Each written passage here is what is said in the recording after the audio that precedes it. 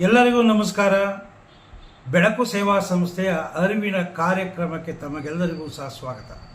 ಸ್ನೇಹಿತರೆ, ಇಂದಿನ ಒಂದು ಮುಖ್ಯವಾಗಿರ್ತಕ್ಕಂಥ ಕಾನೂನಿನ ವಿಚಾರ ಏನು ಅಂದರೆ, ಪ್ರಕರಣ ಇತ್ಯರ್ಥಕ್ಕೆ ಬಾಕಿ ಇರತಕ್ಕಂತಹ ಒಂದು ಸಂದರ್ಭದಲ್ಲಿ ದಾವಾ ಆಸ್ತಿಯನ್ನು ಕೊಂಡುಕೊಳ್ಳಬಹುದೇ? ಅಂದರೆ ಯಾವುದಾದರೂ ಒಂದು ಆಸ್ತಿಯ ಮೇಲೆ ನ್ಯಾಯಾಲಯದಲ್ಲಿ ಪ್ರಕರಣಗಳು ಬಾಕಿ ಇದ್ದಂತಹ ಒಂದು ಸಂದರ್ಭದಲ್ಲಿ, ಇನ್ನು ಕೇಸ್ಗಳು ನಡೀತಾ ಇದ್ದಂತಹ ಒಂದು ಸಂದರ್ಭದಲ್ಲಿ ಅಂತಹ ಆಸ್ತಿಯನ್ನು ಕೊಂಡುಕೊಳ್ಳಬಹುದೇ ಎಂಬತಕ್ಕಂಥದ್ದು ಇವತ್ತಿನ ಒಂದು ಪ್ರಶ್ನೆಯಾಗಿರ್ತಕ್ಕಂಥದ್ದು. ಸ್ನೇಹಿತರೆ, ಉತ್ತರ ಬಹಳ ಸರಳವಾಗಿದೆ, ಸ್ಪಷ್ಟವಾಗಿದೆ, ಖಂಡಿತವಾಗಿದೆ. ಏನಂತಂದರೆ, ನೀವು ಅಂತಹ ಒಂದು ದಾವಾ ಆಸ್ತಿಯನ್ನು ಕೊಂಡುಕೊಳ್ಳಬಹುದು, ಕೊಂಡುಕೊಳ್ಳಲೇಬಾರದು ಎಂಬತಕ್ಕಂಥ ಒಂದು ನಿಯಮ ಎಲ್ಲೂ ಸಹ ಇಲ್ಲ.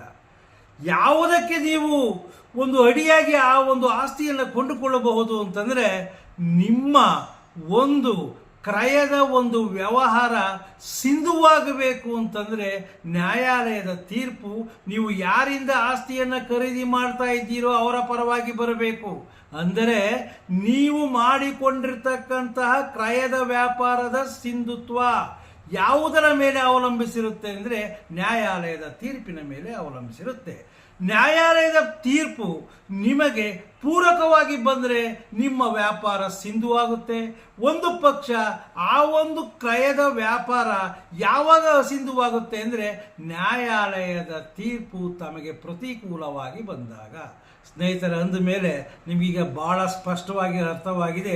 ನೀವು ಯಾವುದಾದರೂ ಒಂದು ದಾವಾ ಆಸ್ತಿಯನ್ನು ಕೊಂಡುಕೊಳ್ಬೇಕು ಅಂತಂದರೆ ನೀವು ಮೊದಲೇ ನಿರ್ಧಾರ ಮಾಡಿರಬೇಕು, ಮುಂದೆ ಬರ್ತಕ್ಕಂಥ ನ್ಯಾಯಾಲಯದ ತೀರ್ಪಿಗೆ ಅನುಗುಣವಾಗಿ ನೀವು ನಡ್ಕೊಳ್ಳೇಬೇಕು. ನೀವು ಯಾರಿಂದ ಆಸ್ತಿಯನ್ನು ಖರೀದಿ ಮಾಡ್ತೀರೋ ಅವರ ಪರವಾಗಿ ಬಂದರೆ ನಿಮ್ಮ ಕ್ರಯದ ವ್ಯಾಪಾರ ಸಿಂಧುವಾಗುತ್ತೆ.